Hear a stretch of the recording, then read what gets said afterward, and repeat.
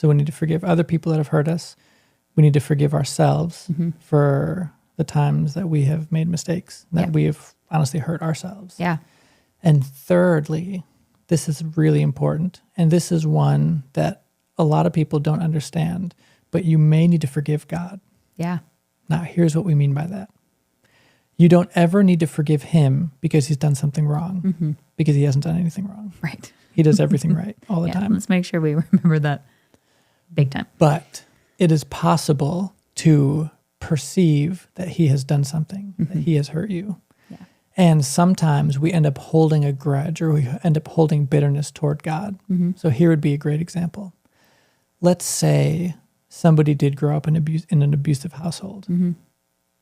Oftentimes when that happens, if somebody grows up in that environment, they're an adult now, they believe in God, but often the question is, like, how could God let that happen to me? Yes. Why would he can't be allow good. me to live in this situation? So now you've got somebody saying it's my parents' fault, but it's also God's fault because he could have stopped it. Yeah.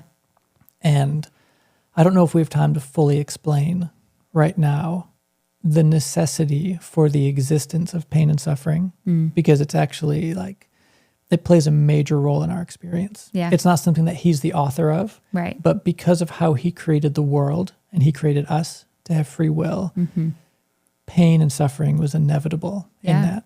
But it's necessary if we're to be the type of people who are capable of loving. We have to be also capable of inflicting pain. Yeah. And that's a whole other conversation. Right. Yeah. But God created us with a free will, and he lets people use their will. And sometimes people use their will to hurt others. Right. And sometimes we have to forgive God, Yeah. not because he has wronged us, but because we have lived with bitterness and resentment towards him for believing that he has done something that he hasn't actually done. Yes.